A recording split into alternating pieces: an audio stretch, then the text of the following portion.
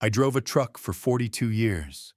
I missed birthdays, anniversaries, and funerals so my family could have a roof over their heads. When my wife, Darlene, died, the only thing I had left was that roof. Then my daughter-in-law started showing up with casseroles and a smile I had never seen before.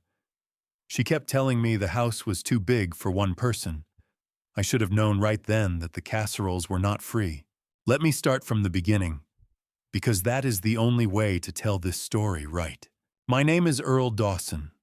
I am 68 years old. For 4 decades and 2 years, I drove an 18-wheeler across every interstate this country has to offer.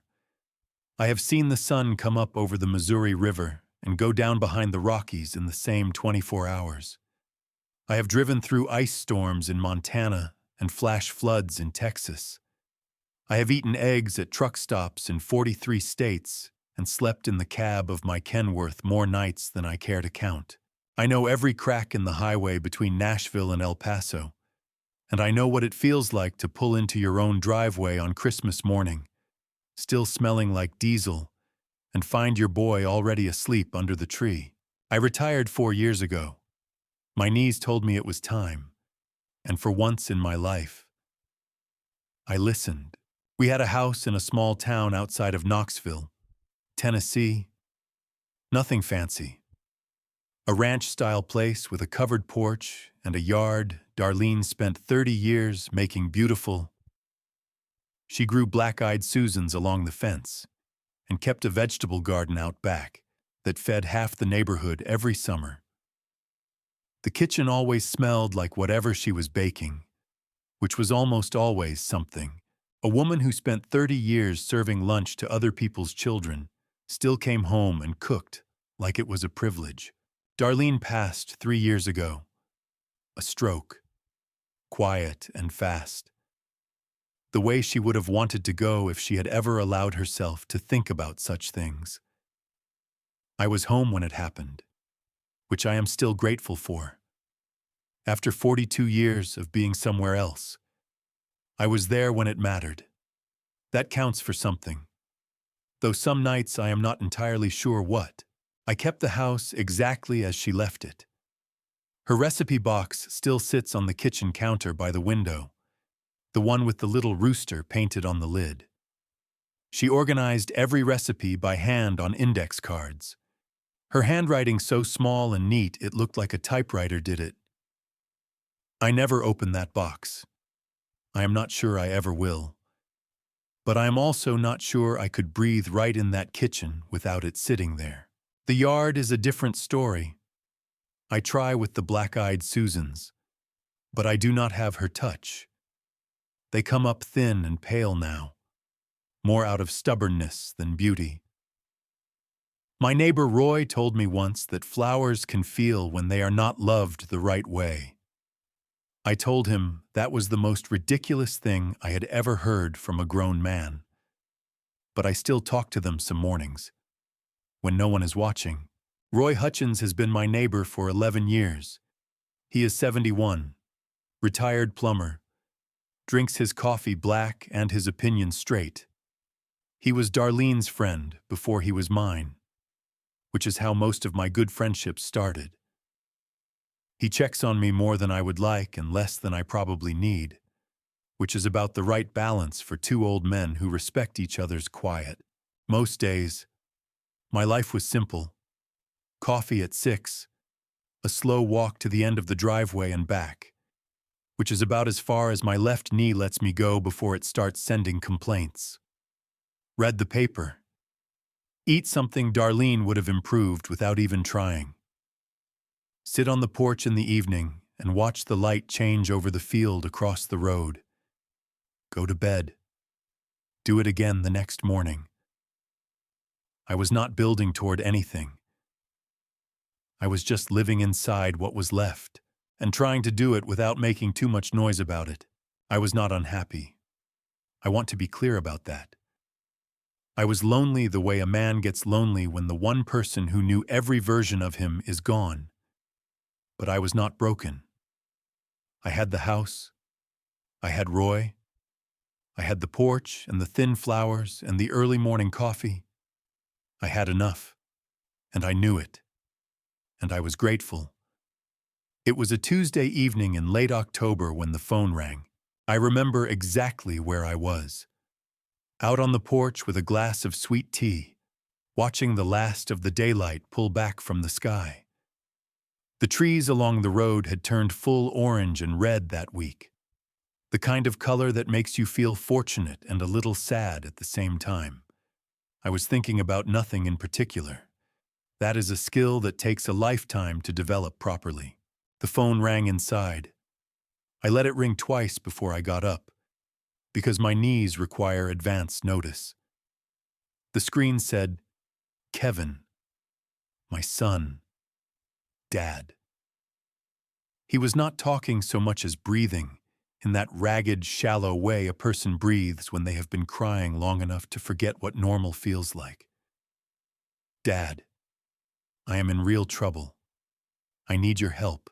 He said he owed $15,000, a business deal that went wrong. He said, and the men he owed were not the patient kind. He did not give me names. He did not give me specifics. He just kept coming back to the same thing: they are going to hurt me. "Dad, please. You are the only one I can call." I stood in the kitchen with the phone against my ear, looking at Darlene's recipe box on the counter.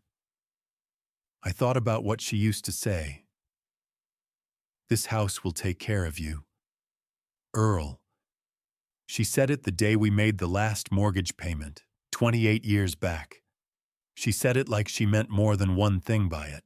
I thought about my boy, about every birthday I missed, every school play I came home too late for, every long stretch of road I drove away from him on. I thought about all of it in the space of about 10 seconds. I said yes. God help me, I said yes. I did not sleep well that night. That is not unusual for a man my age. The body has its own way of reminding you at 3 in the morning that you are no longer 25. But this was a different kind of awake. The kind where your mind runs the numbers over and over and keeps arriving at the same answer no matter how many times you check it. $15,000. The number itself was not the problem. I had that money, in a manner of speaking. What I did not have was $15,000 in cash sitting in a checking account. What I had was a paid-off house. Darlene and I made the last mortgage payment 28 years ago. I remember the day exactly.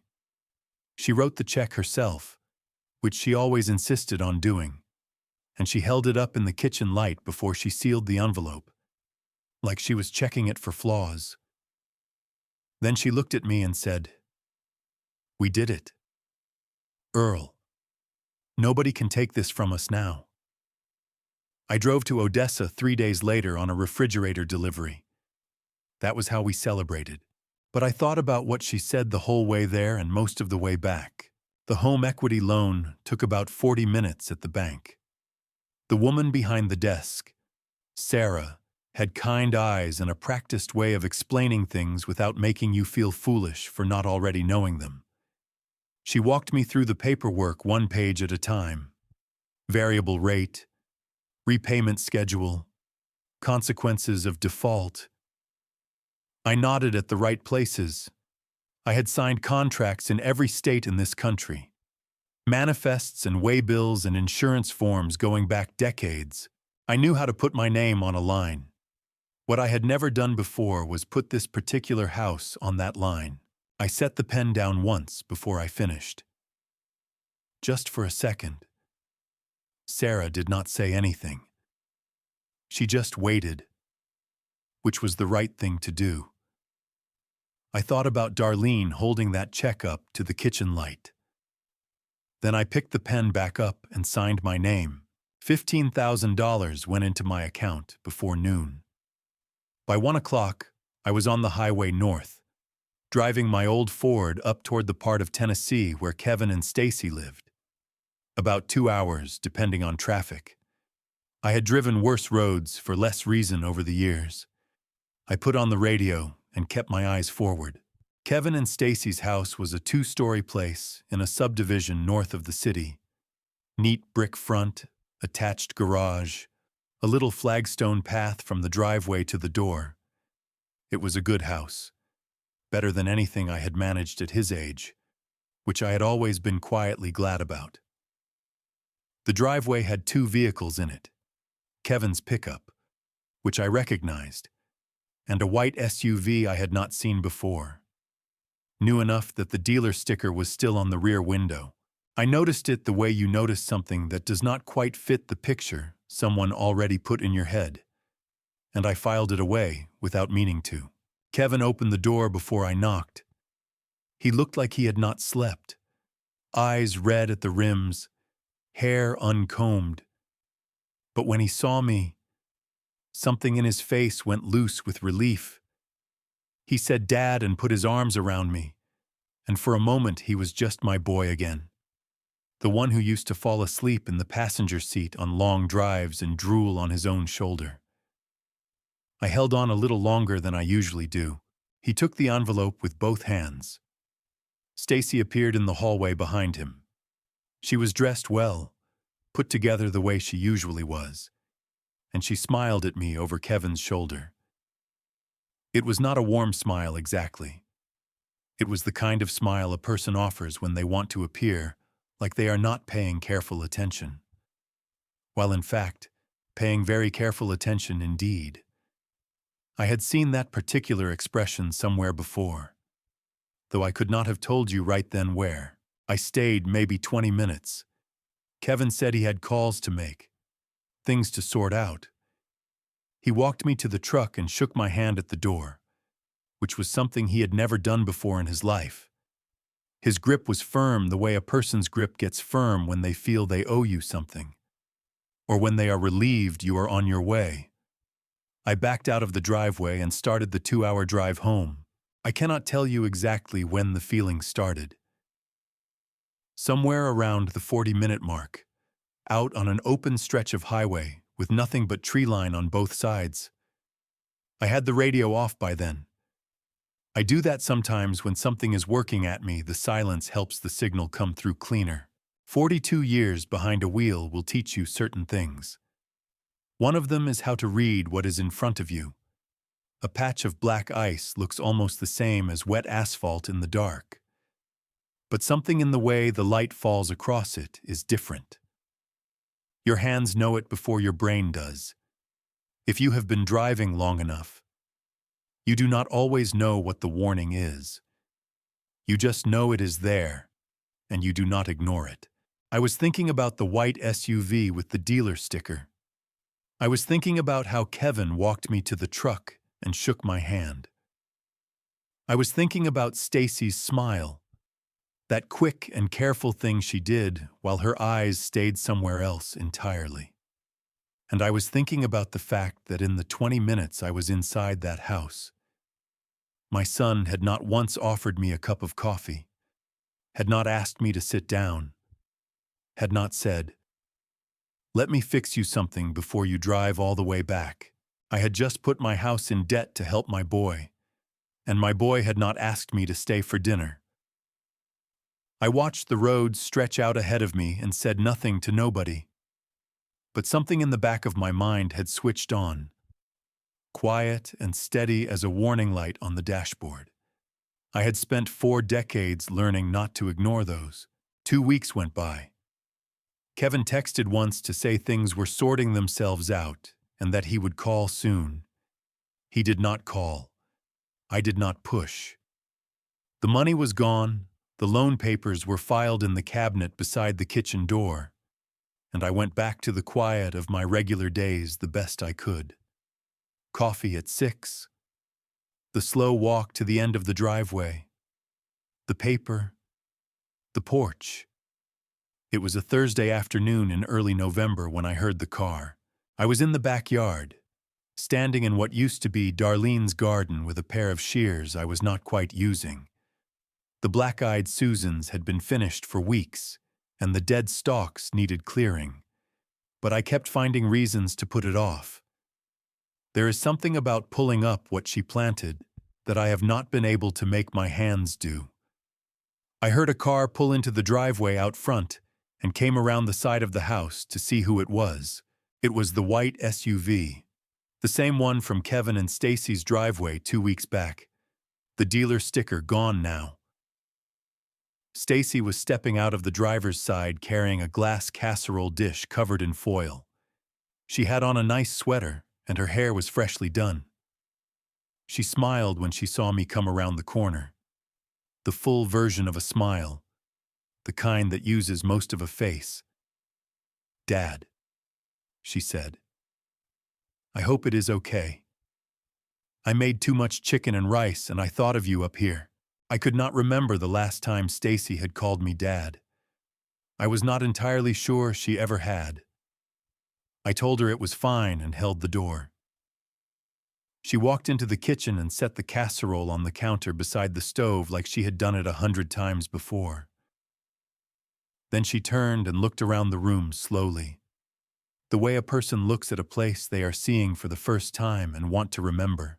She asked if I was eating well and sleeping. She said Kevin worried about me being up here alone, though Kevin had not said so himself in his one text message. She asked about the rooms upstairs, how many bedrooms, whether I used them all. I said there were 3, and I used 1. She nodded at that like it was something she intended to keep track of. At some point, she drifted over to the counter by the window and set her hand lightly on Darlene's recipe box. Not picking it up, just resting her fingers on the lid the way you touch something you are thinking about buying. "What is in this cute little thing?" she said. Her voice was light and casual. I told her recipes. She said, "Oh, of course," and smiled and moved her hand. But I noticed she had looked at it the same way she had looked at the upstairs rooms, like she was taking stock of what was in the house and what it was worth. She stayed about 45 minutes. She washed the casserole dish herself before she left and set it on the counter to dry, and said she would be back next week to check on me. Then she hugged me at the door, which she had never done once in 11 years of being married to my son. I stood on the porch and watched her back out of the driveway and head south. Roy appeared at the fence about 3 minutes later, coffee mug in hand, wearing the expression he used when he had been sitting on something for a while. "Was that Stacy?" he said. I told him it was. She brought food, chicken and rice. He looked at the road where her car had been. "Earl," he said, in the careful way he spoke when he needed me to actually hear him and not just listen. "I have lived next door to you for 11 years. That woman has never once set foot on this property when Darlene was alive. Not for a birthday. Not for Christmas. Not for any reason I can recall. I know it," I said. He looked at me steadily. "You want to tell me what she was actually doing here?" I told him I did not have an answer yet, but would let him know when I did. He nodded once, took a sip of his coffee, and went back inside. Roy always knew when a conversation had run its course. I stood at the edge of the porch for a moment after he left. Roy was not a man given to suspicion. He had lived his whole life in this small town, and he judged people by what he saw with his own 2 eyes. If something had put Roy Hutchins on edge about Stacy's visit, then something was worth being on edge about. I went back into the kitchen. The casserole was still warm on the counter, and the room smelled like someone else's cooking, which was a strange feeling after 3 years of the kitchen belonging only to me. I went to the cabinet beside the door where I kept the household papers. Darlene had organized them by year in manila folders, all labeled in her small, neat handwriting. I had not touched the system since she died, because there was something steadying about leaving her work exactly the way she left it. The drawer was open, not much, an inch, maybe 2. The kind of gap you would not notice if you were not the sort of person who had spent 42 years making sure that every small thing was exactly where it belonged. I had not been in that drawer in weeks. I stood there looking at it and thought about Stacy moving around my kitchen for 45 minutes while I sat at the table and talked about nothing. I pulled the drawer open all the way and looked inside. Everything appeared to be in order. But appeared is a word I have learned not to lean on without looking closer first. I closed the drawer. I went out to the porch and sat down. The dead stalks in the garden still needed pulling. I still could not make my hands do it. She came back the following Thursday, just as she had promised. No casserole this time. She brought a small potted plant with purple flowers I could not name and set it on the kitchen windowsill next to Darlene's recipe box like it belonged there. She said it would brighten the room. I thanked her and did not move it. We had coffee. She made it herself, which meant she knew where everything was from the week before. I had not thought about that until she was already at the cabinet reaching for the mugs. The conversation was ordinary on the surface. Weather, Kevin's job, the drive up. She asked if I had finished the casserole, which I had.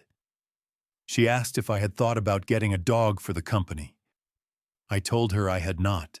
Then she set her mug down and reached into the bag hanging over the back of the chair.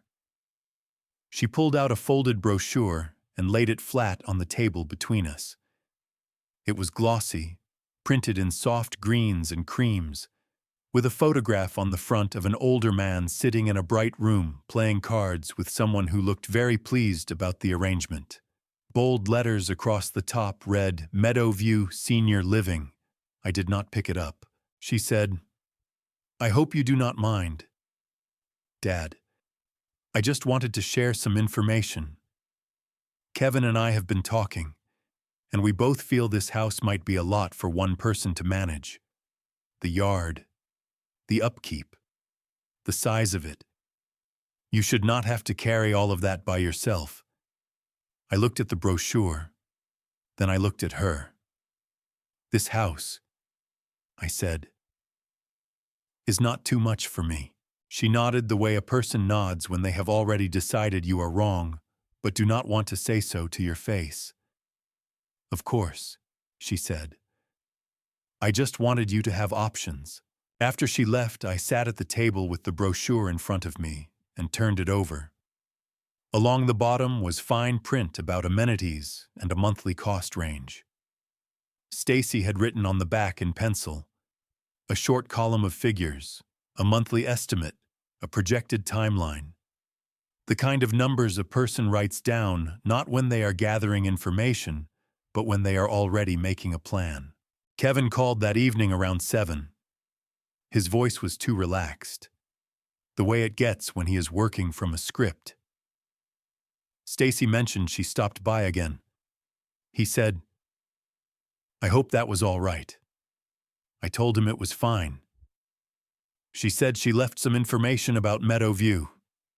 He paused a fraction of a second too long before he continued, which told me the pause was not natural. "We just want you to have options, Dad. It is a really beautiful place. We drove by it once. The grounds are something." They had driven by it, together, before she ever set that brochure on my kitchen table. I said, "Kevin, your mother died in this house. I am going to die in this house. I would appreciate it if you and Stacy did not bring this up again." He said he understood and was sorry if it came across wrong. He said they only worried about me and that Stacy genuinely cared. I let him say all of it. When he was finished, I said goodnight and set the phone down. I stayed in the kitchen for a while after that. The purple plant on the windowsill caught the last of the evening light. I got up and moved it to the floor beside the back door, which is where things end up when I do not know what else to do with them. Roy came over for coffee the next morning. He sat across from me and wrapped both hands around his mug and said, You see Stacy out here again yesterday? I told him I had. He was quiet for a moment. She was out front before she came inside. He said, walking the perimeter. She had her phone out. At first I thought she was on a call, but she was not. She was pointing it at the house. I asked what he meant. Taking pictures, he said plainly. She went along the front and then around toward the back fence line. 5 minutes at least. Different angles. Then she came inside. He said it the way he said most things. Flat and without commentary. And he watched my face while I took it in. I looked at the brochure on the table. Stacy's penciled numbers on the back. A woman who had walked through my house twice, photographed it from every angle before she came through the door, and had already estimated what the next chapter of my life was going to cost. Kevin had said, "We drove by it once. That was not two people worried about an old man living alone. That was two people who had already picked a direction and were working out the route." I folded the brochure and slid it into my shirt pocket. I did not throw it away. In 42 years of hauling freight, I learned to keep anything that told you something true about the road ahead, even when what it told you was not something you particularly wanted to know. Roy finished his coffee and stood. "I will let you think," he said. He went to the door and stopped with his hand on the frame. "Earl," he said, without turning around, "you are not a man who needs someone to find him options. You need to figure out exactly what they are planning." He left without waiting for an answer. The purple plant sat on the floor by the back door, still alive, still doing what plants do no matter where they happen to land. I did not go to sleep that night until well past midnight. And when I did, the sleep was shallow and restless. By 4:30 in the morning, I was dressed and standing in the kitchen with my coffee, looking at the purple plant on the floor by the back door. Roy had said I needed to figure out what they were planning. He was right. The problem was that figuring things out from a distance had never been how I operated. 42 years on the road had taught me one thing above everything else: if you want to know what is ahead of you, you drive toward it. You do not sit in the parking lot and guess. I put my coffee in a travel mug and got in the truck. It was still dark when I got on the highway north. The heater took a few minutes to warm properly, the way it always did in November, and I drove with my hands close to the wheel, feeling the road through the steering column. Almost no traffic at that hour, just the occasional pair of headlights coming south and the yellow dashes of the center line disappearing steadily under the hood. I had not told Kevin I was coming. That was deliberate. In my experience, if you want to see how a place actually looks, you do not call ahead. You show up. I pulled into their subdivision a little before 7. The neighborhood was quiet, caught in that gray half-light before the sun had cleared the tree line. A few porch lights still on. A dog barking a couple of streets over. I parked in front of the house and sat in the truck for a minute. Looking at it, everything was still. The white SUV in the driveway. Kevin's truck beside it. No unfamiliar cars on the street. No signs of disturbance. Nothing to suggest this was the home of a man living under any kind of threat. It looked like a decent house on a quiet morning, which was exactly what it was. Kevin answered the door in his robe. He had clearly been asleep, and the sight of me on the porch at that hour did something complicated to his face. It moved through surprise and something I might have called alarm before settling, a little too deliberately, on a version of normal. "Dad," he said, "what are you doing here? Is everything all right?" I told him I was fine and that I wanted to check on him. He let me in. The house was warm and orderly. Shoes lined up by the door, mail stacked on the entryway table. The faint smell of a candle burned recently. No atmosphere of crisis, No sign of the particular disorder that follows people who are genuinely afraid. Kevin poured me a cup of coffee and said he needed a minute and would be right back. I stood at the kitchen counter while he was gone. Near the refrigerator was a short stack of envelopes. Not junk mail. The thick, stiff kind that comes from financial institutions, with red lettering visible through the address window. I did not pick them up.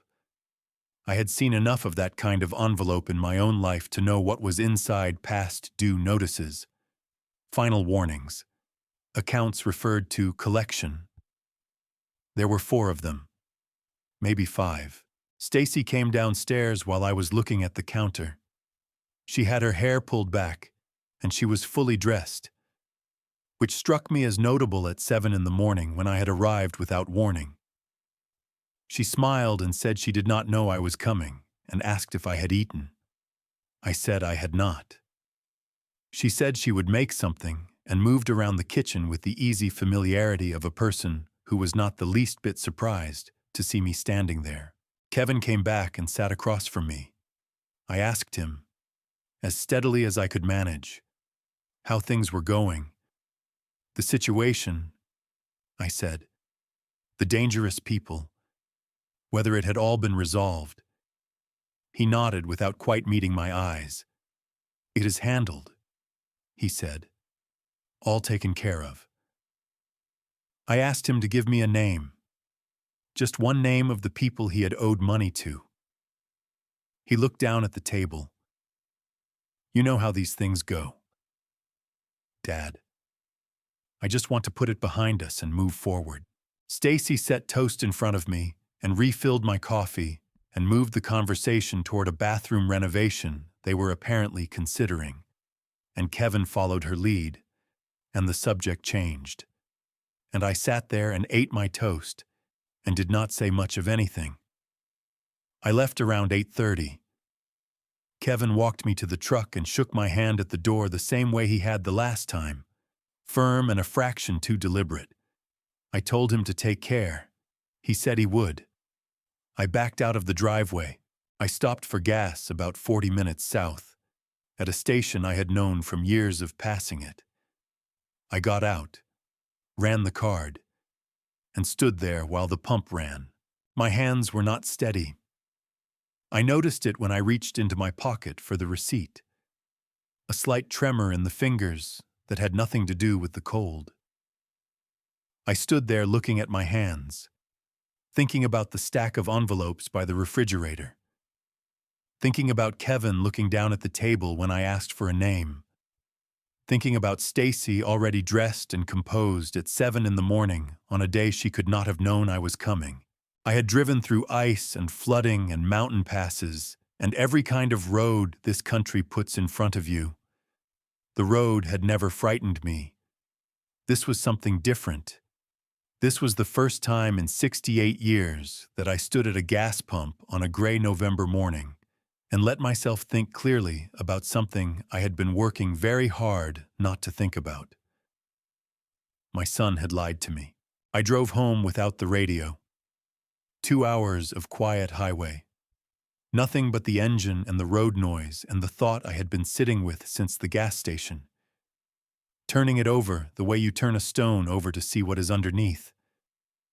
My son had lied to me. Not made a mistake, not exaggerated, not called in a panic and gotten confused. He had constructed a story. Dangerous people. A business deal gone wrong. The particular desperation in his voice that had made me get out of bed in the dark and put my house in debt the very next morning. All of it. Some version of not true. I needed to know exactly where the money had gone. Darlene's computer was in the small room off the hallway that she used for paying bills and writing letters. I had not spent much time in there since she died. It still smelled like her. Some combination of the hand lotion she kept beside the monitor and the particular stillness of a room that has not been changed. I sat down in her chair and turned the machine on and waited. She had taught me to check the account online in the last year before she got sick, when her own knees had made the trip to the bank difficult. She sat beside me at this same desk and walked me through it more than once, until I had it. Numbers don't lie, Earl, she said. People do. You remember that. Learn to read the numbers yourself and you will always know where you stand. I pulled up the bank account and found the transfer record from the home equity loan. $15,000. Withdrawn the morning I signed the papers. I followed the transfer. It went into a joint checking account. The account holder names were Kevin Allen Dawson and Stacy Marie Dawson. No third party, no business associate, no dangerous men who were going to hurt him.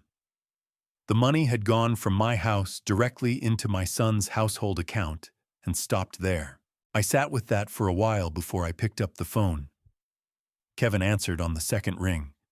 He said, "Dad," and I could hear from the way he said it that he already knew why I was calling. "The $15,000, I said. I pulled the transfer record. It went into your checking account. Tell me about the dangerous people. Kevin, tell me their names and what they were going to do to you." The silence on the line was long enough to be its own kind of answer. "We were drowning," he said finally. His voice had gone flat and quiet, the performance taken out of it entirely. The credit cards, the house payment. We were 3 months behind on everything. I did not know how to tell you. I did not think you would help us if you knew what it was actually for. So you invented a threat to your own life. I said, "Dad." He started. "You called me at 1 in the morning and told me men were going to hurt you." I said, "You knew I would not say no to that. You knew I would sign whatever I needed to sign. So you made up a story because the truth was too embarrassing to tell your own father." He did not say anything. "You took a loan against your mother's house to pay your credit card bills," I said. "That is what the $15,000 was for." Still nothing from the other end. I said goodnight. I set the phone on the desk. I did not slam it. I placed it down, took my hand away, and looked at the wall. After a while, I went to the kitchen without turning on the overhead light. I made tea in the low glow of the range light and sat at the table. Across from me was Darlene's chair, the one with the worn armrest from 40 years of her leaning on it while she read the morning paper. I had not moved it. I was not going to move it. I thought about Kevin doing his homework at this same table when he was young. I thought about the day he graduated high school, and Darlene stood in this kitchen watching him button his dress shirt, crying quietly into a dish towel before the ceremony even started. I thought about how hard we had both worked to give him something solid to stand on. And I thought about a man who called his 68-year-old father in the middle of the night and told him his life was in danger, who listened to his father agree to put his paid-off home in debt, who let that happen and said nothing, and then sent his wife to bring casseroles and photograph the house from the outside. I did not cry. I was past the age where this kind of thing produces tears.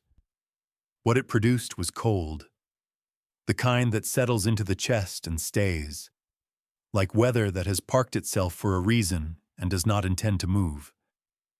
I finished my tea. I rinsed the mug. I went to bed. I was up at 6, same as always.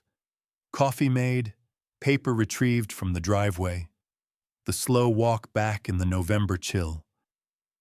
I sat on the porch and listened to the morning.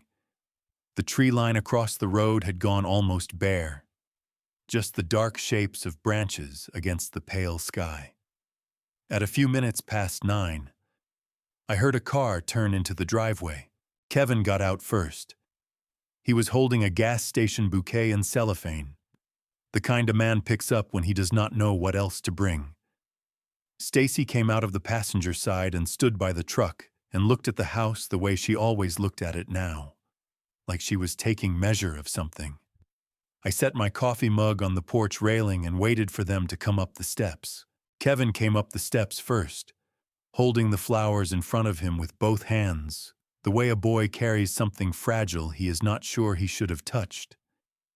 He had his head down until he reached the top step, and then he looked at me, and his face did the thing it used to do when he was small and knew he had done something wrong. Something in the eyes went open and young, like the years between then and now had briefly fallen away. "Dad," he said. "I am so sorry." I looked at him for a moment. Then I pushed the front door open and went inside, and he followed. Stacy came in behind him and went straight to the kitchen to put the flowers in water, which meant she already knew where I kept the vases. I had not thought about that until right then. She moved around the kitchen with her usual efficiency, opening the cabinet under the sink, finding the tall glass vase Darlene had kept there for 20 years, filling it at the tap. Kevin sat across from me at the table. He did not look at Stacy. He looked at his hands. He said he was ashamed. He said that was the exact word for it, and he could not find another that fit. He said the debts had built up over 2 years, and he had told himself over and over that he would get ahead of it before it mattered. And then one day it was past the point of getting ahead of, and he panicked and made a choice he should not have made. He said he knew what I had put on the line for him, and that he understood if forgiveness was not something that came easily. I let him say all of it. When he was done, I said, "You used your mother's memory to do it. Kevin, you called me in the middle of the night and you used the word dying, and you knew what that word would do to a man who had already watched his wife die in this house. That is not panic. That is something you chose." He did not argue. He sat there and let it land, which was more than I had expected from him. Stacy set the flowers on the counter and started washing the mugs from breakfast without being asked, running the tap quietly in the background. She said she wanted to apologize too, and that they should have been honest from the beginning, and that she and Kevin were going to find a way to repay the loan. This would not fall on me. I nodded without committing to anything. Then she said, "I know this is not the moment, Earl, and I am sorry to bring it up. But when was the last time you had a proper checkup? Just a physical. We worry about you up here. I said I saw my doctor when I needed to." She said, "Of course. I just wonder if it might be worth making an appointment. For peace of mind. All around." I said I would think about it. Kevin stayed about an hour. He helped me carry firewood in from the back, something he had not done since he was a teenager, and we did not talk much while we did it. That was all right. There are some conversations that do not need words to happen, and some debts that cannot be settled in an afternoon. When they left, I stood on the porch and watched the truck back out and turn south. And then I went inside. Roy knocked on my door the next morning before I had finished my first cup. He stood on the porch with his collar up against the cold and said, "I need to tell you something. I have been going back and forth about it. But you need to know." I told him to come in. He sat down and put his mug on the table and said, "Yesterday morning, while Kevin and Stacy were here, I was at my front window. I saw Stacy come outside before they left. She was walking around the outside of your house. Front. Both sides. Phone out the whole time." I told him I remembered him saying that before. He shook his head. "That was a different time. This was yesterday.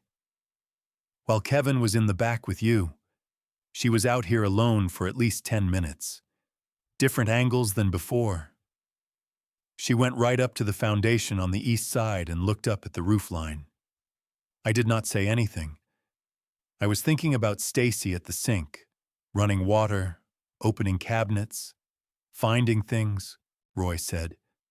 She is not helping you, Earl. I do not know what she is doing, but it is not that. After he left, I went to the cabinet by the kitchen door. I had looked through it the week before and told myself everything was in order. But Stacy had been alone in the house yesterday while Kevin and I were out back. I opened the drawer and went through Darlene's folders one by one. Insurance, utilities, property taxes going back 12 years. The folder marked deed and title was there. I opened it. The original deed was there. The one from when we bought the house in 1981. But the copy, the clean duplicate Darlene had made and filed alongside it for the kind of situation where you need a document and cannot hand over the original, was gone. The sleeve was there. The paper was not. I stood at the open drawer for a long time without moving. I closed the drawer without removing anything. The original deed was still there, which meant they did not have everything they needed yet, or they were not ready yet, or both. The copy was gone, which meant they were working towards something specific and needed to know what they were dealing with.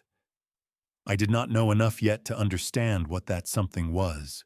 I made a fresh pot of coffee and stood at the kitchen window with it, looking out at the yard. The garden stripped to stalks and frozen ground. The fence Roy helped me mend 3 summers back. The field beyond, gray under a November sky. The phone rang at 20 minutes past 10. "Good morning," the voice said. "This is Amy from Dr. Thompson's office. I am calling to confirm your appointment this Thursday at 2 o'clock for your cognitive evaluation. Your family member scheduled it on your behalf last week. Will you be needing a ride? Or will you have someone with you?" I asked her to repeat the name of the appointment. "Cognitive evaluation," she said. "It is a standard assessment. Just let us know if you need anything before Thursday." I told her I would need to call her back. I set the phone on the counter and stood there. Cognitive evaluation. The words sat in my chest, like something swallowed the wrong way. Stacy had called my doctor and scheduled an appointment to have my mind tested, without telling me, while she was sitting at my table the day before, talking about apologies and firewood and flowers. I thought about Darlene's mother. Eleanor was her name. A quiet woman who had worked as a seamstress for 35 years and kept the cleanest house I ever saw in my life. In the year before Darlene and I married, Eleanor's children had started talking about how their mother was getting forgetful. Too much house for one person, they said. She needed more support than they could provide. They took her to a doctor for an evaluation. The evaluation became a recommendation. The recommendation became paperwork. The paperwork became a room in a facility 40 minutes outside of town, and Eleanor never went home again. She died 2 years later. The house sold 2 weeks after the funeral. Darlene never forgave her siblings for it. She said Eleanor had been sharp right up to the end, sharper than people half her age. She said it was not about Eleanor's mind. It was about the house and who would benefit from its sale, and who did not want to wait. I had heard that story more than once over the years. I had never thought I would need to remember it for my own sake. I called Kevin. When he picked up, I told him about the doctor's office and the cognitive evaluation. I said, "Did you know about this appointment?" He was quiet a beat too long before he said, "Stacy just wants to make sure you are being looked after. It is only a checkup." "Dad," I said, "your wife called my doctor and scheduled a test of my mental competence without telling me. I want you to sit with those words. She did that while you were at my table telling me how sorry you were." He said, "Dad," I said, "was it her idea or yours?" He did not answer. I said, "You are going to call that office and cancel the appointment. Today, not next week." He said he would talk to Stacy about it. I said, "You are going to call and cancel it, not talk to Stacy. You." I hung up. I stood in the kitchen afterward, thinking about Eleanor and her house, and about how quickly a life can be rearranged by people who have decided they know better what it should look like. Then I put my jacket on and went out to the garage. I did not have a reason to be there. I just needed somewhere that was not inside the house. Somewhere without the empty chair and the recipe box and the drawer with the missing paper. I stood in the garage and looked at Darlene's old boxes stacked along the back wall. Labeled boxes going back to when we first moved in. Kevin's school things, which I had never managed to throw away. Darlene had kept everything that might matter someday. That was who she was. She kept things. When I went back inside, I climbed the stairs for the first time in a while. I did not go up there much anymore. The empty bedrooms had a kind of quiet in them I found hard to be around.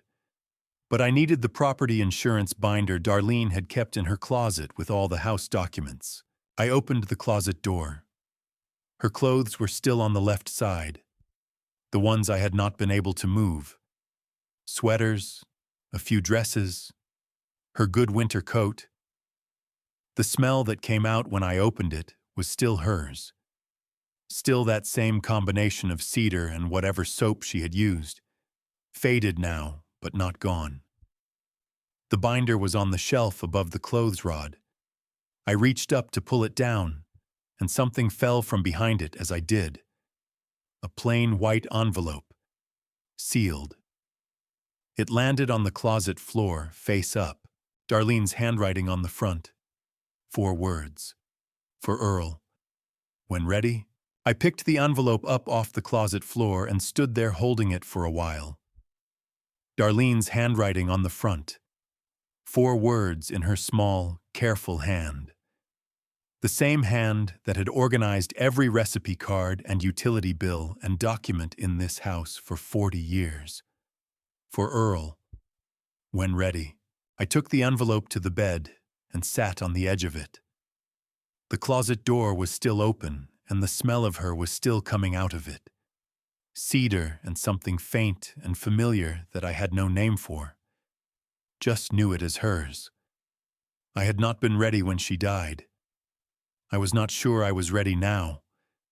But the envelope had been sitting in that closet for 3 years, waiting on me. And I decided that waiting any longer was its own kind of cowardice. I opened it. Inside was a letter. 2 pages in her neat, small handwriting on the light blue stationery she had kept in the desk drawer for years. Behind the letter was a packet of folded legal documents clipped together, with a handwritten note on top that said, "Evelyn drew these up. They are real and they hold." Evelyn was a name I knew. The daughter of a woman Darlene had worked alongside in the school cafeteria for years. A girl who had grown up without much and put herself through law school on scholarship, and who sent Darlene a card every Christmas without fail. We had not seen her in some time, but the name on the note was enough. I set the documents aside and read the letter. Darlene wrote the way she talked, plain and straight, no wasted words. She did not start with "I love you" or "I am sorry." She started with, "There are some things you do not know, Earl, and it is time you did." She said she had known about Kevin's money problems for 5 years. She said Stacy had called her one afternoon, 3 months after the wedding, and told her they were behind on everything and too embarrassed to come to Earl. Darlene did not tell me. She said in the letter she had decided I had enough on my mind and enough pride invested that the truth would do more harm than good. So she started sending Kevin money from her own paycheck. Not a lot at a time. Whatever she could manage without my noticing, she wrote, "I know what you are thinking. You are thinking that was your decision to make too. You are right. I am sorry for that. She had sent money every month for 4 years.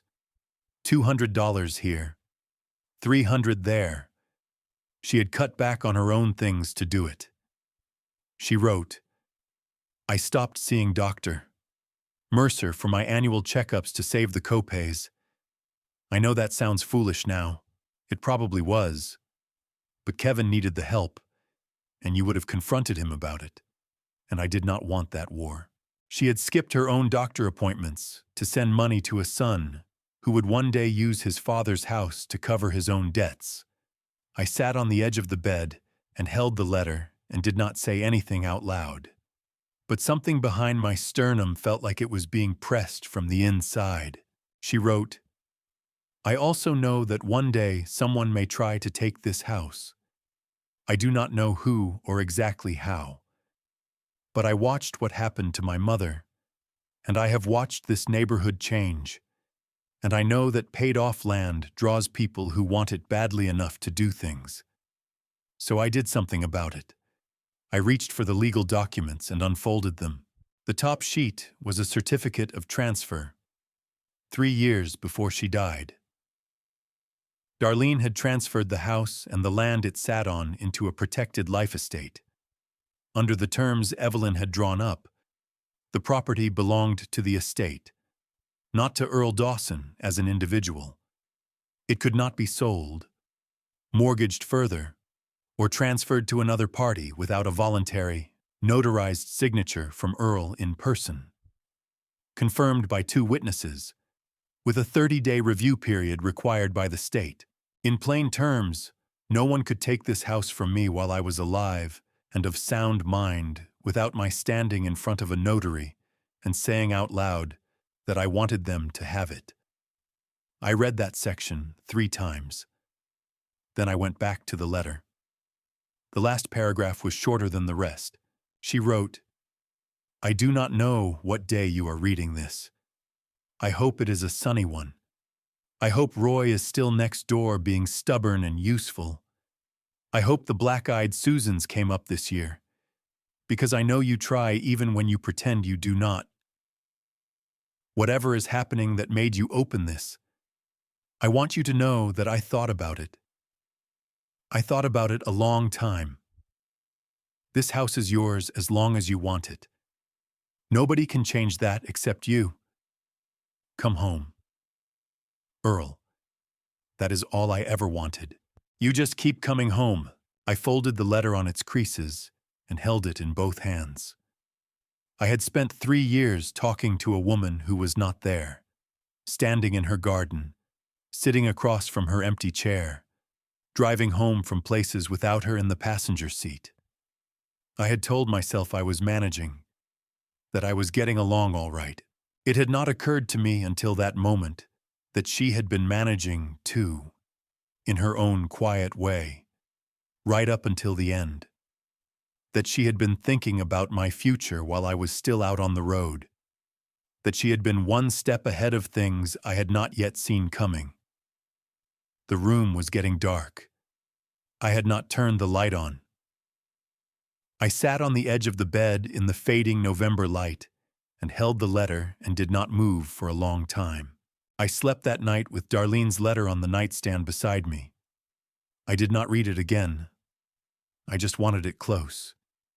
The legal documents I folded back into the envelope and put in the inside pocket of my winter coat, which was hanging on the hook by the bedroom door.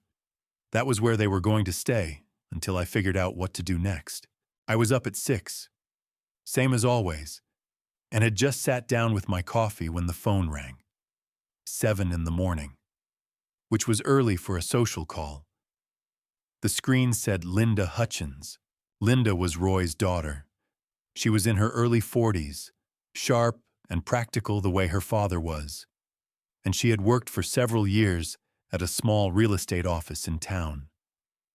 She had grown up in the house next door and used to babysit Kevin when he was small, back when I was still on the road most of the time. I had not spoken to her directly in months. I answered, "Mr. Dawson," she said. "I am sorry to call this early, I have been going back and forth about whether to say anything, and I decided last night that you needed to know and that waiting longer was not fair to you. I told her to go ahead.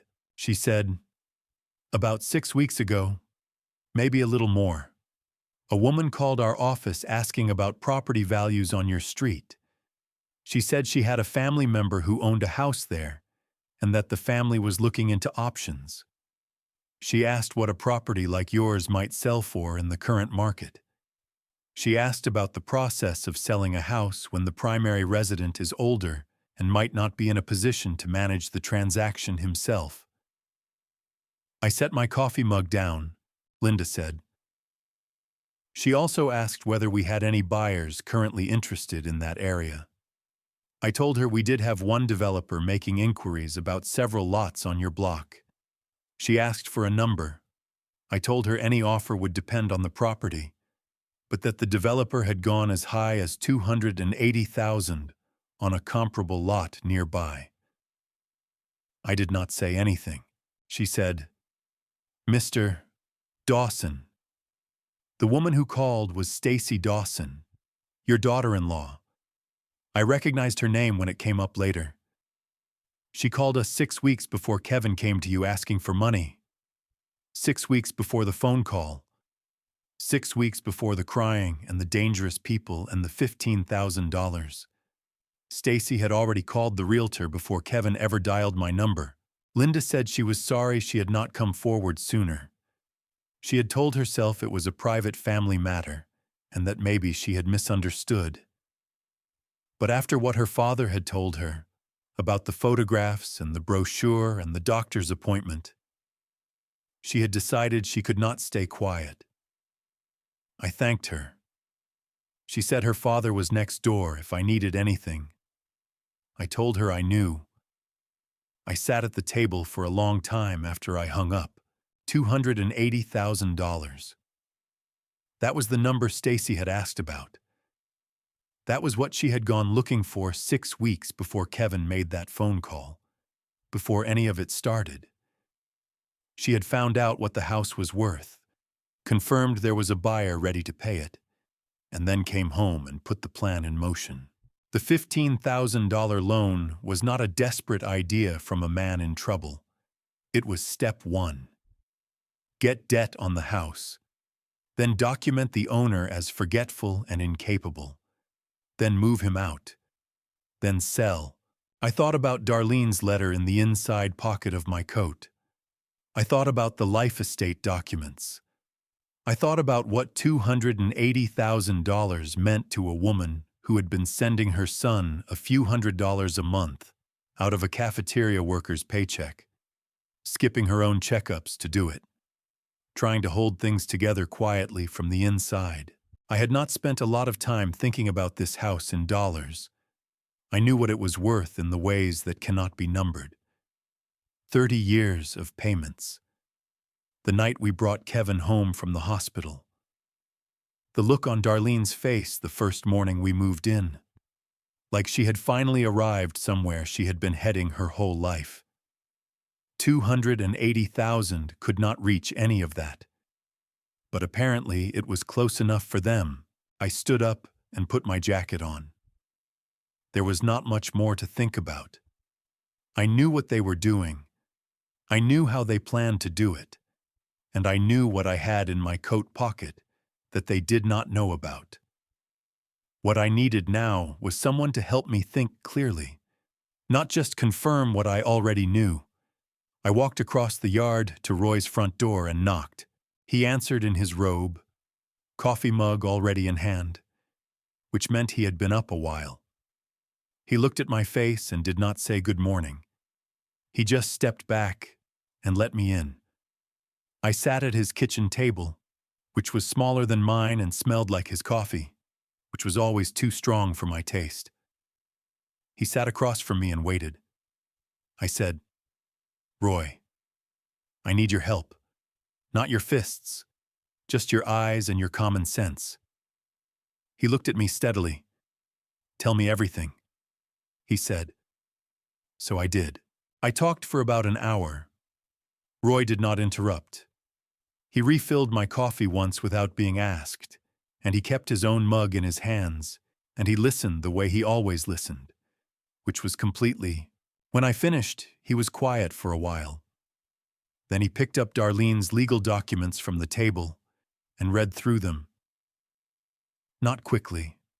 He was a man who read things the way he fixed pipes, slowly and with attention, making sure he understood how everything connected before he formed any opinion about it.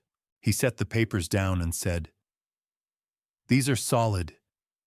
He said Evelyn had done it right, and the language was clear, and that no one was going to walk away with that house without Earl Dawson standing in front of a notary and putting his name to it voluntarily. I said I knew. He said, "So they cannot take it." I said, "Not while I am standing upright and in my right mind." He nodded at that. Then he said, "So what are you going to do about what they have already done?" I had been thinking about that on the walk across the yard. I said, "I am not going to call the police. Not yet. If I call the police, Kevin gets tangled into it and Stacy gets a lawyer and everything gets complicated and loud. I do not want complicated and loud. What I want is for them to finish what they started. I want them to come to me with the papers." Roy looked at me. "You want to let them think they are winning?" I said. "I want to let them think they have already won." He was quiet for a moment. Then he said, "What do you need from me?" I told him I needed him to keep his eyes open and to keep Linda reachable if we needed her again. I told him I might need him to come to the house on a particular day without making it look like anything out of the ordinary. He said he could do that. He did not ask for more details, which was one of the things I had always appreciated about Roy. He knew the difference between needing to know something and just wanting to. We sat for a while after that without talking. Outside his window, the November sky had gone a flat, even gray. A pair of sparrows were working over the empty bird feeder he had hung on the back fence, though there was nothing in it. Roy watched them and said, "You know, Darlene used to keep that thing filled. I counted on it. I said I knew. I told him I would take care of it." He looked at me with an expression I did not have a name for, and then looked back out the window. I went home. In my kitchen, I put on a pot of coffee and set Darlene's letter on the table beside the recipe box. I stood looking at both of them for a while. The recipe box, with its painted rooster, all those index cards inside in her handwriting, the letter folded on its creases. 40 years of this woman's careful attention to the things that mattered. And she had spent her last years quietly making sure none of it could be undone without my consent. I pulled the brochure from my pocket. Meadowview Senior Living. Stacy's penciled numbers on the back. I sat down and looked at the whole timeline the way a man studies a map before a long drive, checking every connection, making sure he has not missed an exit. Stacy calls the realtor. 6 weeks pass. Kevin calls with his story. Earl takes the loan. Stacy starts the visits, the brochure, the photographs, the doctor's appointment.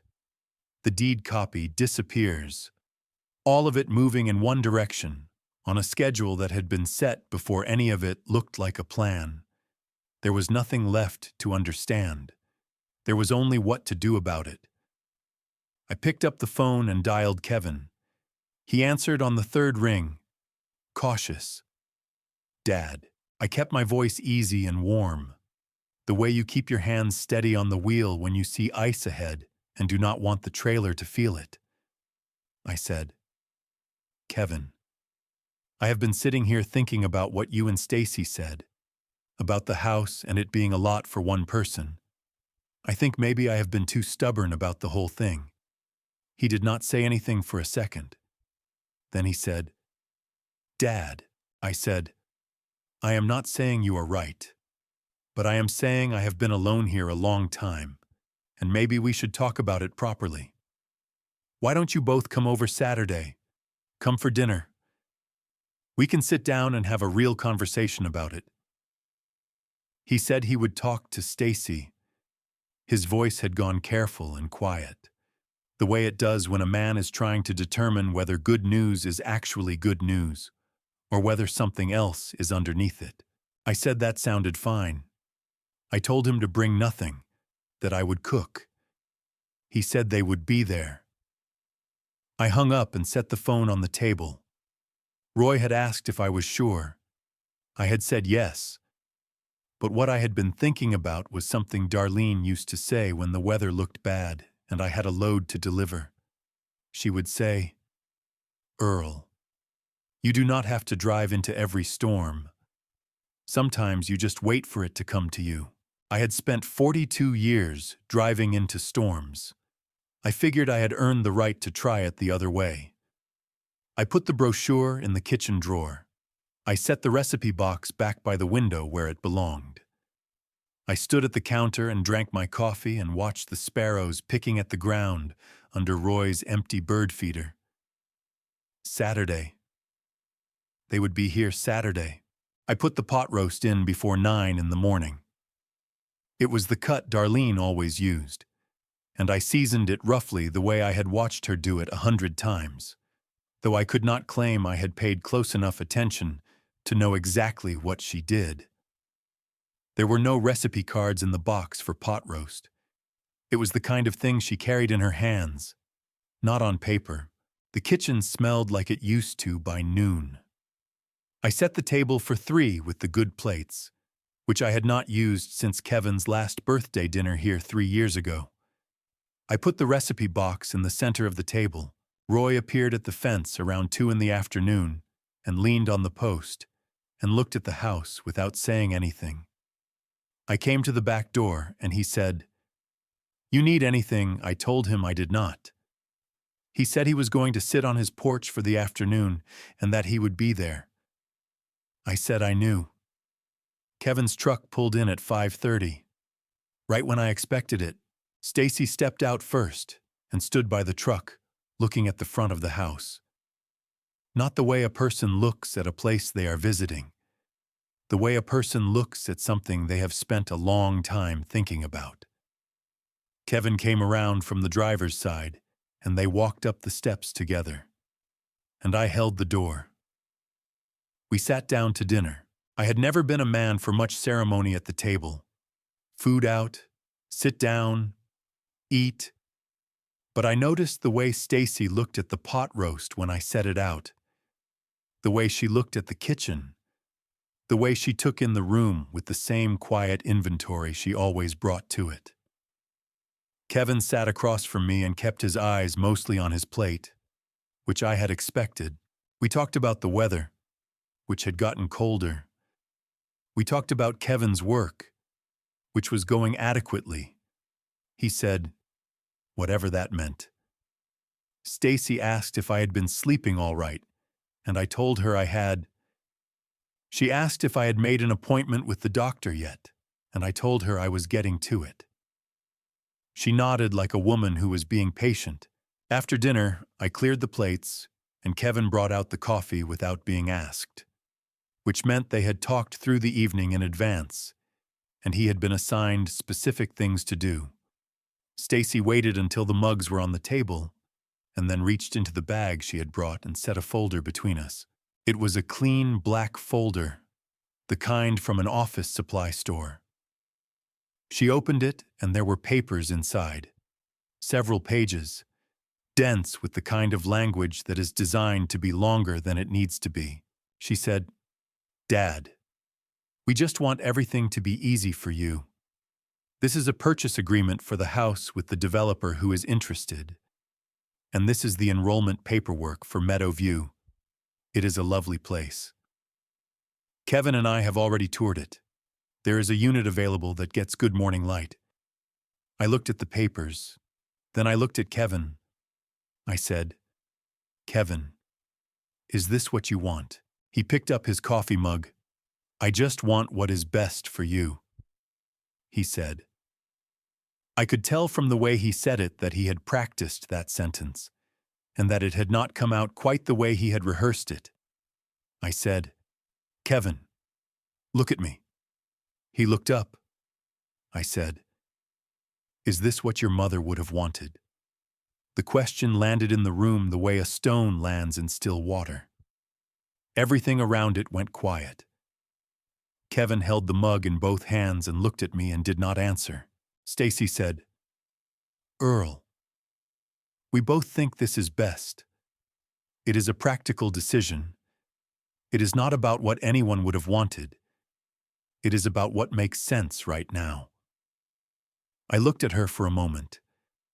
There was something in her face working very hard to look like concern, and I had watched it do that enough times by now to know exactly what it was doing and what it was covering.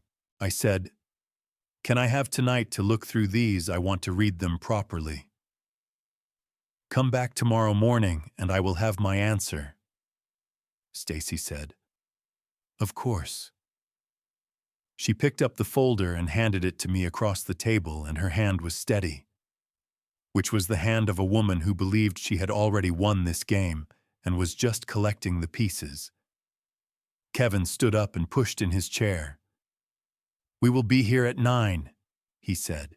I walked them to the door. At the porch, Stacy hugged me the way she always did now, that practiced warmth. Kevin shook my hand and did not meet my eyes and went down the steps. I stood on the porch and watched the truck back out and head south until the taillights disappeared. Roy's porch light was on next door. He was inside by now, but I knew he would have been watching. I went inside and locked the door and sat down at the kitchen table. Stacy's folder sat on one side of the table. Darlene's letter was in my coat pocket. Between them sat the recipe box with its painted rooster, the same as always. I opened Darlene's letter one more time. I did not read all of it. Just the last line. "Come home. Earl." That is all I ever wanted. I folded it and put it in my shirt pocket, close to my chest. Tomorrow morning, 9 o'clock. I did not open Stacy's folder right away. I sat at the kitchen table with it in front of me and my coffee going cold. And then I got up and walked through the house. I did not have a destination. I just walked. I started in the kitchen and went into the hallway and stood at the bottom of the stairs for a moment. The upstairs was dark. The whole house was quiet the way it gets late on a November night. That deep and particular quiet where you can hear the house itself settling around you. I walked into the living room. There was the armchair Darlene used to read in, the lampshade she had found at a yard sale 20 years ago and refused to replace because it cast the right kind of light. There was the side table with the ring mark from a coffee mug I had set there before she put out coasters. A mark I had always meant to sand down and refinish and never got around to. Those small, unfinished things. A person's whole life is made of them. I went down the hallway to the room at the end that used to be Kevin's. It was a guest room now, which meant it was an empty room with a made bed in it. There were still things of his in the closet.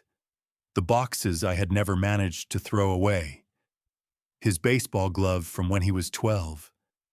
A ribbon from a science fair he had won. 2nd place. The year he went 3 months without saying more than 10 words to me because I had missed the fair itself.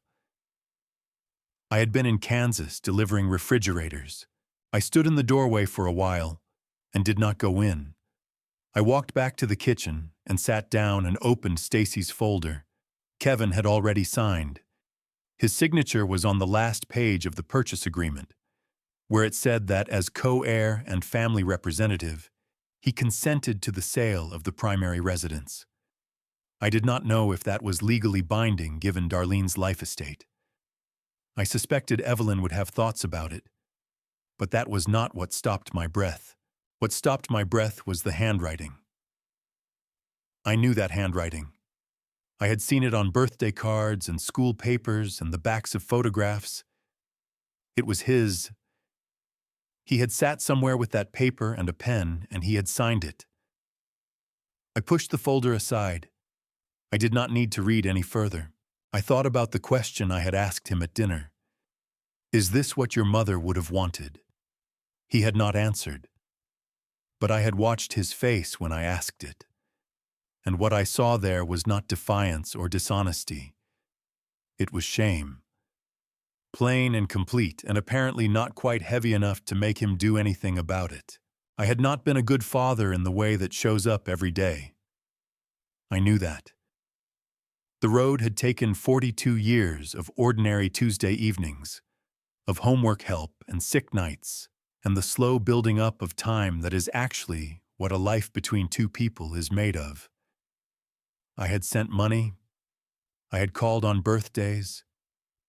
But I had not been in the room for most of it. And a boy who grows up without his father in the room learns to fill that space with whatever is available. I was not going to put all of this on the road. That would be too easy and too convenient. I had made choices too. But I understood. Sitting in that kitchen at 11 at night with my coffee gone cold, that whatever Kevin had become was not entirely a surprise. The roots of it went back further than Stacy, further than the debt. Back to a boy who learned early that the people who were supposed to be there sometimes were not, and who had spent his adult life looking for someone to fill that space. He had found Stacy, and Stacy had found the house. I could not undo any of it. I could not go back and deliver fewer refrigerators and be home more Tuesdays. The road was the road. What I could do was stand where I was right now and make sure that the last thing Kevin ever saw from his father was not a man who surrendered. I went to bed eventually, though not for a long time. I was up at 5:30. The house was still dark. I made coffee without turning on the overhead light, by habit and by the orange glow of the range burner, and I poured it into Darlene's mug, the one she had bought me when I retired. I stood at the counter and drank it slowly. Then I washed the mug, dried it, and put it back on its hook. I went upstairs and put on a clean shirt. Not my best, but a good one. I combed my hair and looked at myself in the bathroom mirror. 68 years old. The creases and the gray and the left knee that still complained about Kansas. But the eyes were all right. The eyes were steady. I went back downstairs. I moved Stacy's folder to the far side of the table and put the recipe box where it had been the night before. I laid Darlene's letter on my side, face down, within reach. I started a second pot of coffee. Then I sat down and placed my hands flat on the table and looked at the door and waited, hands steady, eyes forward. It was the same thing I had always done at the start of a long haul. You got yourself situated. You checked everything one more time. And then you drove. 9 o'clock. They would be here at 9. They were on time. I heard the truck at 5 minutes before 9. Then the sound of 2 car doors. Then their footsteps on the porch. I did not get up. I stayed in my chair at the kitchen table with my hands flat and my coffee in front of me, and waited for them to come inside. Kevin opened the front door the way you open a house you grew up in, without knocking, which he had not done in years. He came down the hall and stopped in the kitchen doorway when he saw me sitting there. Stacy came in behind him. I said, "Sit down. There is coffee." They sat. Kevin poured for himself and for Stacy. He did not meet my eyes. Stacy looked at the table, saw the folder on her side and the recipe box in the center, and something in her face shifted from expectant to careful in the space of a moment. She said, "Good morning. Dad, did you get a chance to read everything I said?" I did. I have some questions first. She said, Of course. I looked at Kevin. I said, I want to go back to the night you called me. You told me there were people who were going to hurt you, that you owed them money from a business deal gone wrong, that it was an emergency. That is why I went to the bank the next morning and put a loan against this house. Kevin was looking at the table. He nodded once. I said, Give me one name. Of the people who were going to hurt you. Just one. The kitchen went quiet. The second pot of coffee was still running, and the drip sound was the only thing in the room for a moment.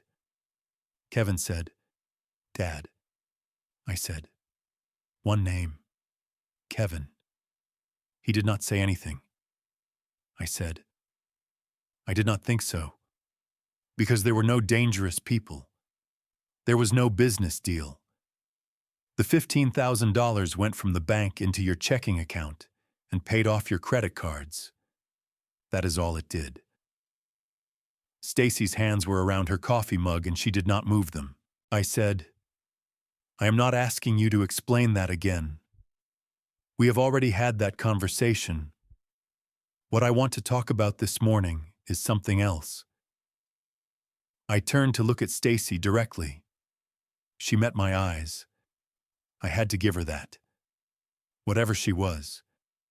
She did not look away when someone looked at her. She looked back steadily and waited.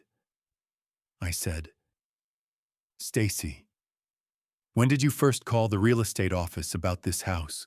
Something moved in her face.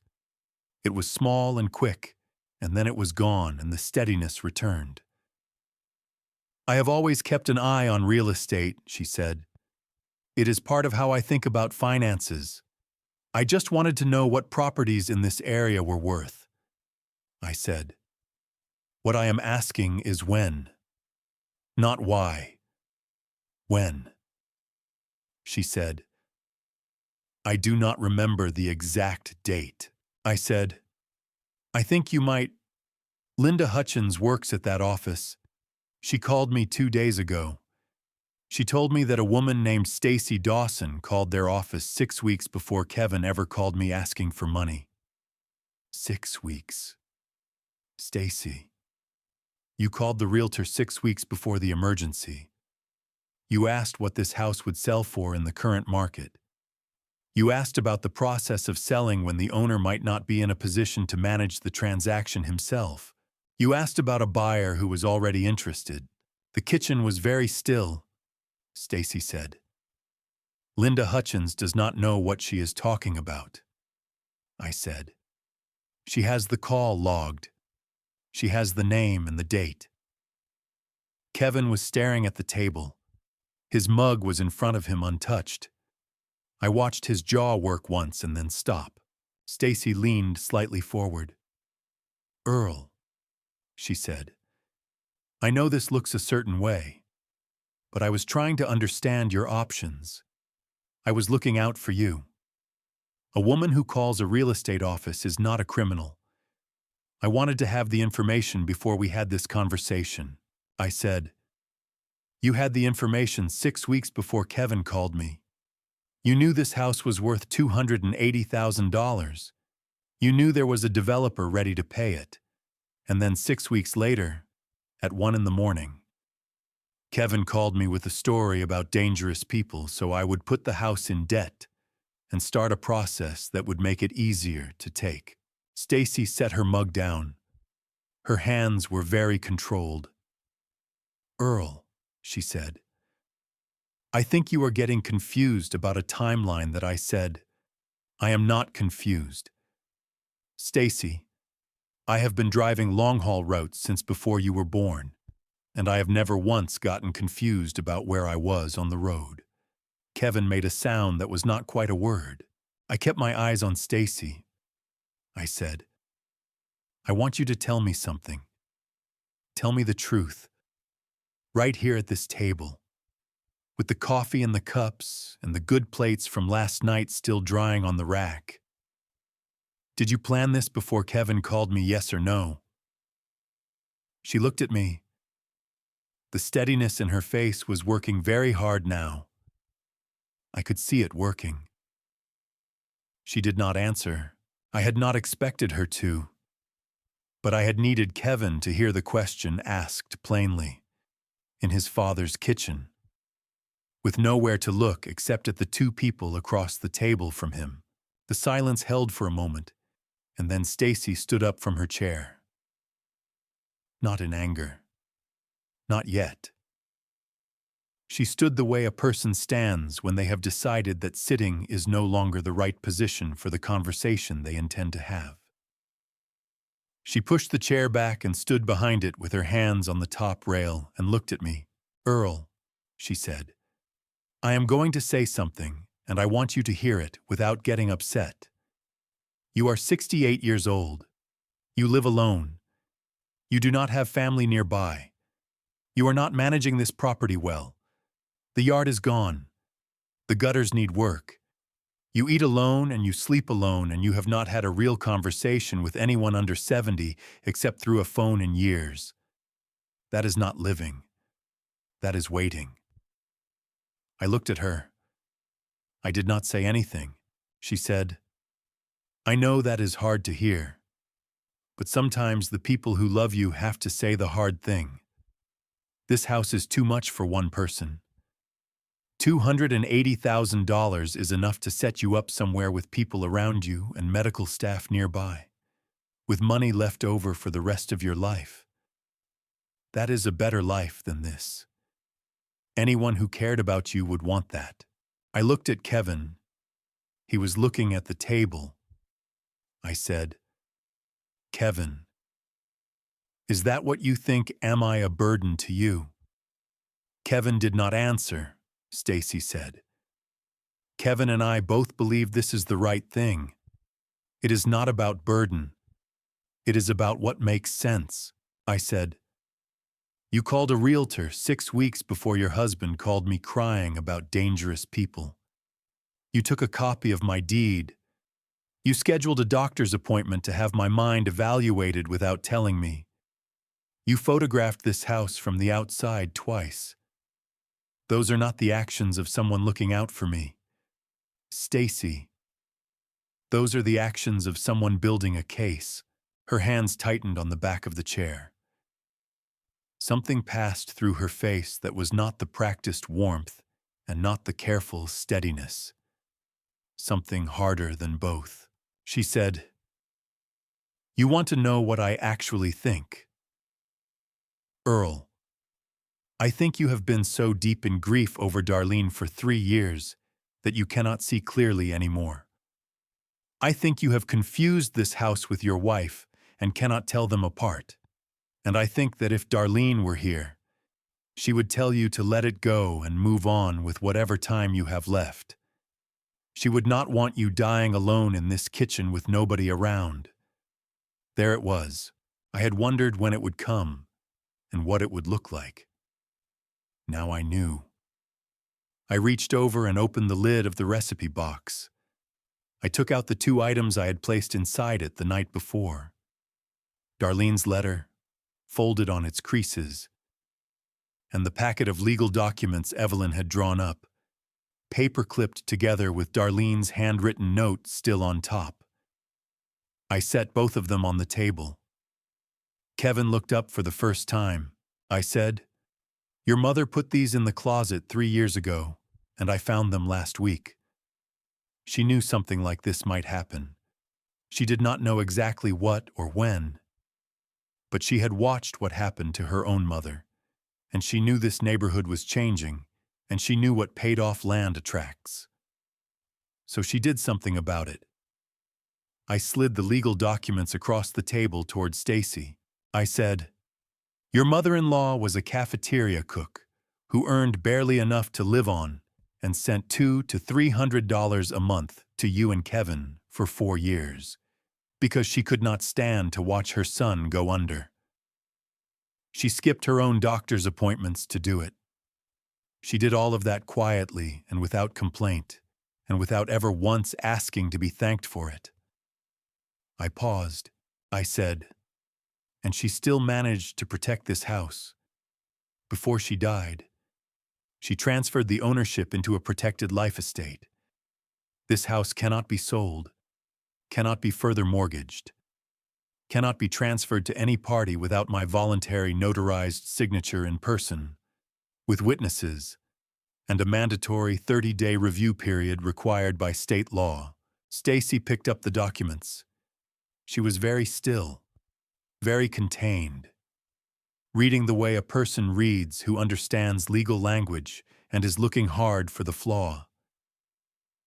Kevin was watching his wife read. I said, she was a cafeteria cook. She spent her working life serving other people's children lunch. She was not powerful. She did not have money or connections or anyone in her corner except a young woman she had taken in years ago who went on to become a very good lawyer. But she was careful, and she was loyal, and she thought about the people she loved even when they were not thinking about her. That is who she was. And you mistook that for weakness. Stacy set the documents down. The color had gone from her face. She looked at the pages, then at me, then at Kevin, then back at the pages. She said, "This is a mistake. These documents are not valid. We will have a lawyer look at them." I said, "Evelyn Vance drew them up. She is a senior partner at a downtown firm.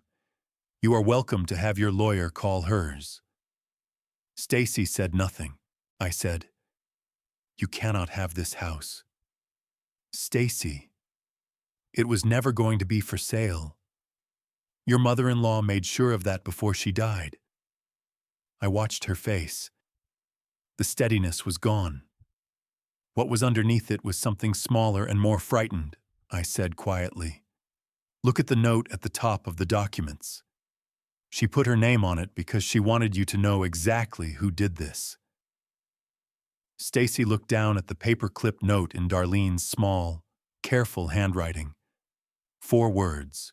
Evelyn drew these up. Stacy did not look up from the paper for a long time. I picked up Darlene's letter from the table. Kevin was watching me. His face had the look of a man who has been standing in cold water for a long time and has just now started to feel it. I did not read all of it out loud. I did not need to. I read the part that was written for him. I read where she wrote about knowing, about Stacy calling her 3 months after the wedding and telling her about the debt, about deciding not to tell Earl, about the $200 and $300 every month for 4 years. And then I read the line about the doctor's appointments. I stopped there. Kevin said, "What?" I said. "She stopped going to her annual checkups to save the co-pays. She was sending you the money she would have used to see Dr. Mercer. She did that for 4 years. Kevin." Kevin looked at his hands. He did not speak. I said, "She might still be alive if she had not done that. I am not saying that to hurt you. I am saying it because it is true, and you should know it and carry it." The kitchen was very quiet. Stacy said, "Kevin." The voice she used was flat and tight. The voice of someone who understands the room has shifted and is working to get it back. "Kevin, we need to leave right now and speak to our lawyer. These documents may not hold. There are steps we can take." Kevin did not move. Stacy said, "Kevin." He was looking at his hands on the table. She stepped around from behind the chair and came toward him. "Kevin," she said. "Lower this time. The tone people use when they need to be heard only by the person they are speaking to. We can still fix this, but we have to go right now. Stand up." Kevin sat very still. She said, "I need you to stand up and come with me right now. Stand up." Kevin looked up from his hands. He did not look at Stacy. He looked at me. I did not say anything. This was not my decision. I had said what I needed to say. Now it was his. Kevin turned his head and looked at Stacy. The expression on his face was one I had not seen from him before, at least not aimed at her. It was not anger. It was not defiance. It was something quieter and more final than either. He said, "Sit down." Stacy. 3 words. He said them the way a man says something he has been working up to for a long time without knowing it, in a voice that did not rise and did not waver and did not leave any room. Stacy stared at him. Something moved across her face that was genuine, and what it was surprise. Real surprise. Not the practiced kind. She had not seen this from him before. It was possible she had never seen it from him at all. She looked at me. I held her gaze. She looked at Kevin one more time. He was looking down at his mother's letter on the table beside the recipe box. He did not look back up at her. She picked up her bag from the chair. She did not say anything. She walked to the hallway and I heard her footsteps on the hardwood, steady and deliberate. The front door opened. It closed. Not slammed. Just closed. The latch catching quietly. Her car started in the driveway. It backed out. The sound of the engine faded south down the road, and then there was nothing. Kevin and I sat in the kitchen in the quiet. He had both hands flat on the table. He was looking at the letter and at the recipe box beside it with its painted rooster. The coffee in his mug had long gone cold. I did not go to him. I did not put a hand on his shoulder. The distance between us was real, and I was not going to pretend it was not. We had not been in the same room honestly in a very long time. The yard was pale through the window. The fence Roy had helped me mend. The garden that was not much of a garden anymore. The ordinary things that had been here before all of this, and would go on being here after. After a while, Kevin reached out and touched the edge of Darlene's letter with one finger. Not picking it up, just touching it. The way you touch something you want to make sure is real, I said. She wrote it the year before she died. I did not know it was there until last week. Kevin did not say anything. He kept his finger on the edge of the paper. I said, "She wrote it for days like this. I think she always knew there would be days like this." He withdrew his hand and folded both of them together on the table and looked down at them for a long time. Outside the window, a crow landed on the fence post and sat for a moment, and then lifted off and was gone. Kevin raised his head and looked at me. His eyes were red. Whatever he had been keeping closed off all morning was starting to come open now. In the quiet Stacy had left behind when she drove away. He said, "Dad," just the one word. But it was a different version of that word from the one he had been using all morning. This one had no performance left in it at all. For a while, neither of us said anything. The kitchen was the quietest it had been all morning. The way a room gets after something large and loud has moved through it, and the air is still finding its level. Kevin was the one who started. He did not look at me. He looked at the table. He said, "I knew. Not from the beginning, but I knew enough." Stacy told me about the realtor call maybe 2 weeks after she made it. She said she was just gathering information. I believed her. Or I told myself I did. By the time I called you that night, I knew where this was going. I told myself it was for your own good, that you would be better off, that the house was too much for you and that you would thank us eventually. I listened. He said, "I told myself a lot of things. I have always been good at that." I said.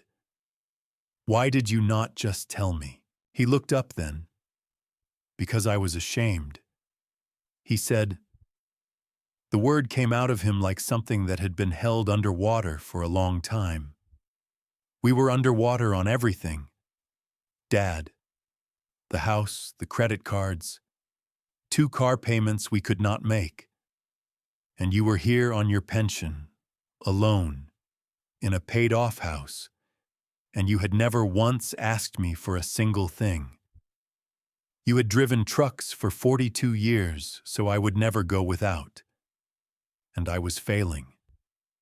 I could not stand for you to know that. I could not stand for you to look at me and see what I had become. The words were in the room between us. I could not put them back, I said. So instead, you let Stacy build a case to have me declared incompetent. Take a copy of my deed and try to sell your mother's house. He put his face in his hands. He did not cry out loud. He just sat there with his face covered for a long time, breathing steadily. And I sat across from him and waited, and did not say anything to fill the silence because it did not need to be filled. I said, your mother sent you money every month for 4 years. She skipped her doctor's appointments to do it. I want you to sit with that, Kevin. An annual checkup. Whatever it might have caught early, whatever it might have changed, she might still be alive. I am not telling you that to break you. I am telling you because you should know it and carry it. Kevin took his hands away from his face. He looked at me steadily. He did not argue. He did not explain. He just sat with it. And that was the most honest thing I had seen from him in years. I said, I am not going to tell you I forgive you today. I cannot say that and have it be true. That would be one more lie in this kitchen, and we have had enough of those. He nodded.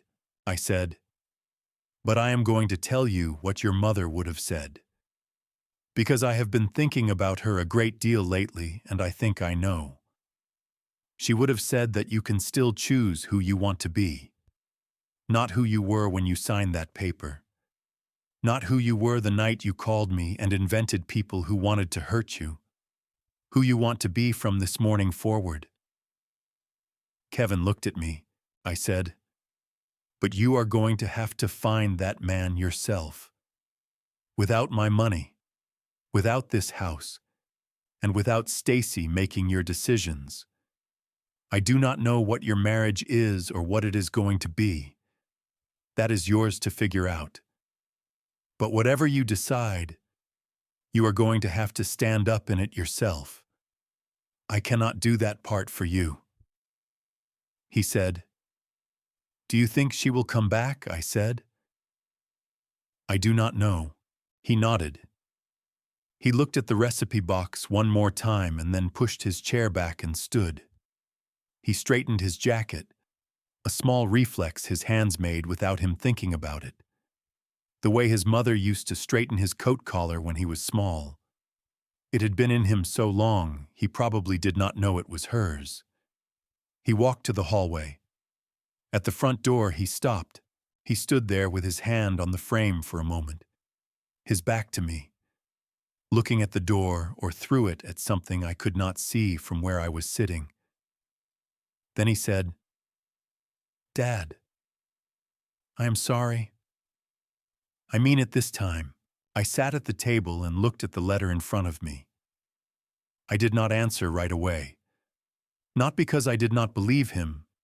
I believed him more than I had believed anything he had said in this kitchen for a long time. But some things need a moment to arrive before you send them on their way.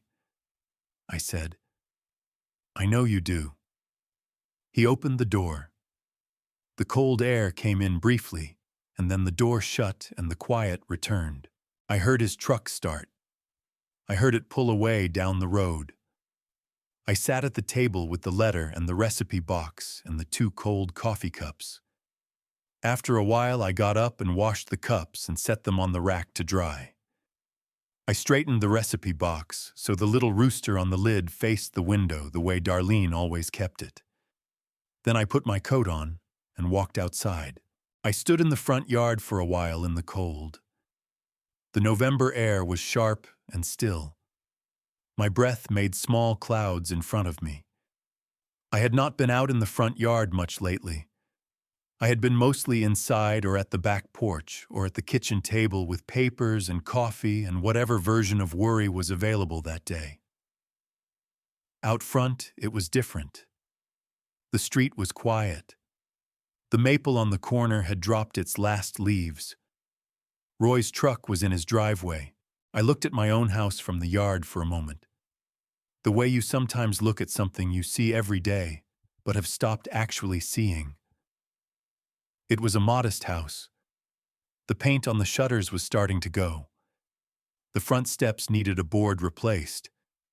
The yard was the thin, determined version of what Darlene had maintained. But it was standing. And it was mine. And no one was going to take it. Roy came down his steps and crossed the grass between our houses. He was wearing his flannel shirt and carrying his coffee mug. And he looked at me the way he always did when something had happened, which was without saying anything about it right away. He stood beside me and looked at the house. "You all right?" he said. I said, "I think so." He nodded and drank his coffee. After a while, he said, "They both gone?" I told him yes. He said, "Kevin too," I said. "Kevin too." He left on his own. Roy was quiet for a moment. Then he said, "That is something." I said it was. I said, "Come sit on the porch for a few minutes." We sat in the 2 old chairs Darlene had found at a church sale and painted green because she said porches should have color. They were more gray than green now, but the wood was solid. Roy set his mug on the railing and looked at the street and did not ask me anything further. Which was the right thing to do.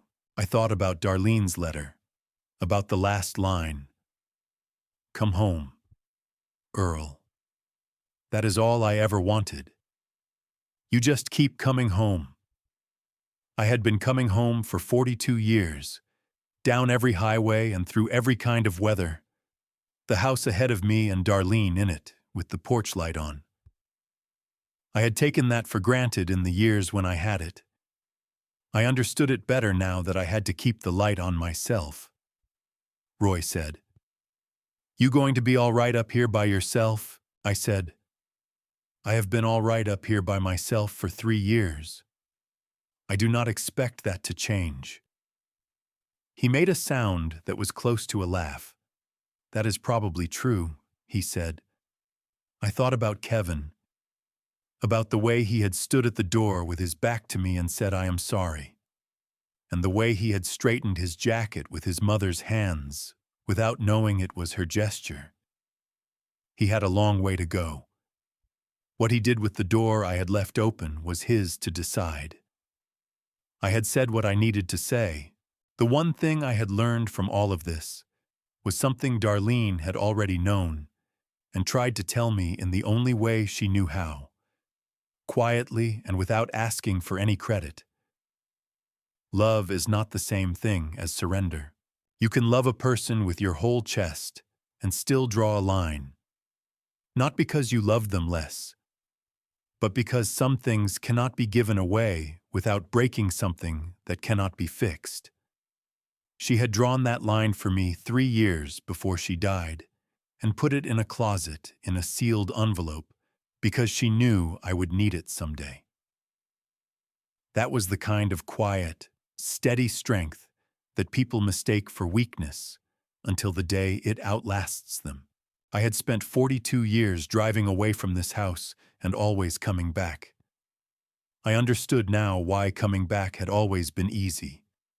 It was not just the house, it was her in it. Keeping the light on. The light was mine to keep now. Roy stood up after a while and said he was going to make something for dinner and that I should come over if I did not feel like cooking. I told him I appreciated it. He went back across the yard and inside. I stayed on the porch alone. The daylight was pulling back from the sky the way it did in November, early and without warning. The street was emptying out. The old maple on the corner stood bare against what was left of the afternoon. There is a kind of loss that does not arrive all at once. It comes in over years, in the growing distance between phone calls, in the holidays missed, in the small things you forgive because you love someone and cannot afford to see them clearly. And then one day, you sit on a porch in November and add it up, and you understand what it cost. But you are still here. The house is still standing. I got up and went inside. I turned on the porch light, the old brass fixture Darlene had chosen when we first moved in. The yellow light fell out across the front steps and onto the yard. She had asked me to keep coming home. I was going to do that. If you have ever had to hold a line against someone you love, I hope you found the strength to do it. Love and limits can live in the same place. You do not have to choose between caring about a person and refusing to let them take what is not theirs to take. This house is still standing, and tonight the porch light is on. If this story landed somewhere true for you, I would be glad to hear about it in the comments below. And if you are not yet following along, I hope you will. There are more stories where this one came from, and every one of them begins the same way with someone ordinary deciding not to quit.